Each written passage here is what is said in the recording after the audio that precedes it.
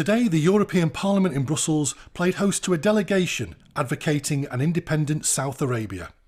The conference that took place over 2 days saw members of the delegation outline the case for a separate independent southern state. James Carver, a member of the European Parliamentary Foreign Affairs Committee, greeted the delegates and opened proceedings.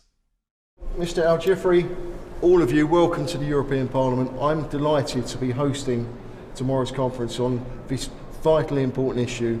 We have tragic, terrible times currently going on in Yemen, and I look forward to hearing the South Arabian perspective on the way forward to hopefully find a peaceful and long-lasting resolution to this crisis. Thank you very much for your reception, and we are pleased to be in your parliament, and we hope to reach to some kind of resolutions supporting the case of Saudi Arabia. We are sure that we have justice case. We are sure that our case will win. Galal Salah, leader of the Southern Democratic Assembly, explained how important the conference was. This is the big achievement for us, and this is a big moment when we and the Parliament host this conference, and we are looking to get a recognition for our case from the people we believe could play a big part for our situation. Yemen at the present time is in a state of chaos. Since unification, there have been continual tensions between the north and south, with outbreaks of violence. Yemen has been the base for terrorist organisations for a number of years, but the overthrow of the Ali Abdullah Saleh regime by the Houthis from the north has led to a total breakdown of the state. Having overthrown the Saleh regime, the Houthis swept into the south, and fighting continues between soldiers loyal to the deposed regime and Houthi forces. But this already deadly situation is worsened by the presence of over 20,000 foreign fighters and Islamic extremists, many returning from fighting in Afghanistan. The prospect of religious extremists filling the political vacuum is very real, with the risk to stability in the region, especially the vital trade routes through the Gulf of Aden. Yet amongst the chaos and fighting, the Southern Democratic Assembly has continued its peaceful campaign for an independent South Arabia. At the conference in Brussels, Mr Abdul Rahman Ali Al-Jafri, chairman of the Southern Temporary National Commission for Liberation and Independence, met with politicians and officials to explain the case for Southern independence and lead proceedings on behalf of the 25 South Arabian political groups participating in the conference. In his speech, Mr Ali Al-Jafri reviewed the historical political situation of Yemen and South Arabia, the circumstances of unification and the reasons for its ultimate failure. He then outlined the struggle of the people of South Arabia and their aspirations to freedom and independence. We need to have our own state, to have it independence, to build good relations with our neighbors and with the world, to exchange interests and to be in stability, security, development in our country. We are calling for independence, calling for a state in our country, South Arabian, and we have the right to do so. It's our right by all the international laws, and we are sure that the members of this parliament, we consider Europe is the soul of democracy, the soul of freedom. It started from this area in the world and spread over the world. I don't think that they will stand in another position than the position of helping us, standing with us to gain our independence and build our state in the Saudi Arabia. Our suggestion is to make an end to this war, that we secure the South and to establish administration for the South and to prepare the South within a year for referendum and to choose the kind of regime they want, how they take their independence, etc. That's what we need. Without this, we will continue fight. From now on, we will not surrender. Okay, we will allow, of course, the humanitarian because we need it. We need it. And we need it for us and for them because they are human beings. They are our brothers. We need everybody to eat and to have medicine. But we need to have these forces to establish security after this war and to establish local administration, to run the country administratively, and then within a year to have kind of referendum that the people to choose their future. We expect that we can convince the European Parliament members and others who you meet here with our case, the Southern Arabian case. Our hope to be future to build healthy relation with even our brothers in Yemen and in the neighborhood and the Gulf states, and to build relations with the whole world, to exchange interest. A lot of interest between us will be with Europe, with the whole world. Secretary of Foreign Relations Abdo Anaqib provided background on the current situation in South Arabia and the wider picture of conflict in Yemen, casting doubt on the Yemeni claims to be combating terrorism and religious extremism.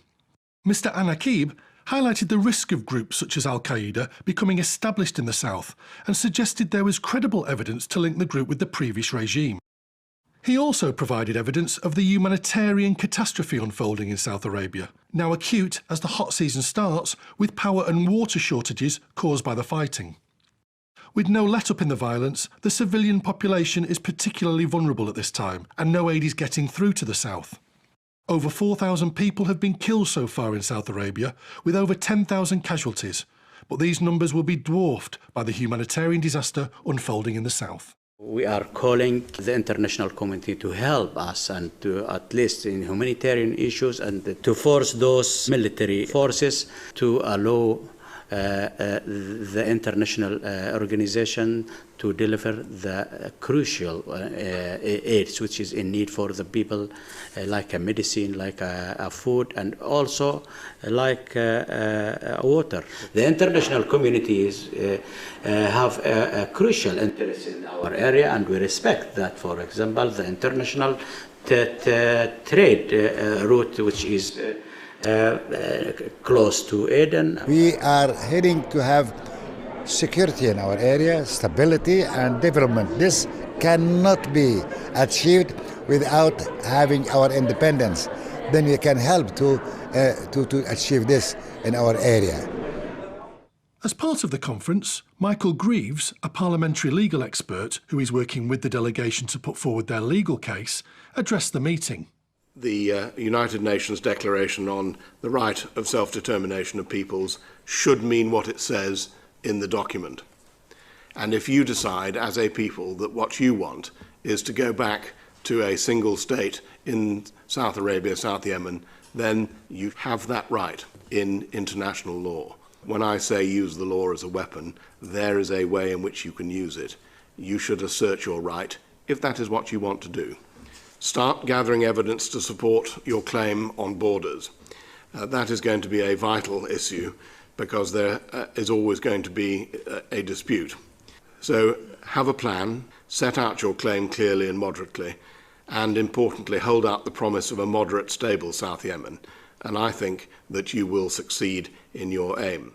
The crisis in Yemen is threatening the existence of the people. And it is clear a solution, with the help of the international community, to end the fighting is a matter of urgency. We'll have to work hard and quickly. We don't have a lot of time because more time we passed, more people killed, more suffering in our area, humanitarian problems. We cannot get medicine to our country. We cannot get treatment to our people there. We cannot get food to our people there. So the faster we work and the harder we work, so the shorter period we spend on this problem in this struggle.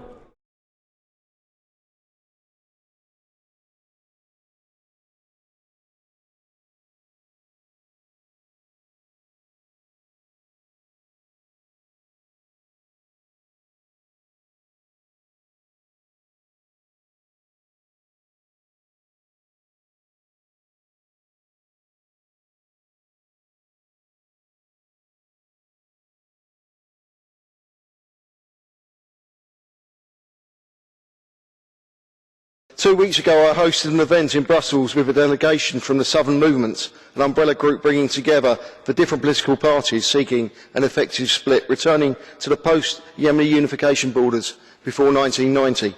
The main speaker was Mr Al-Jifri, a former South Yemeni Vice President, who gave a detailed update of the tragic situation on the ground.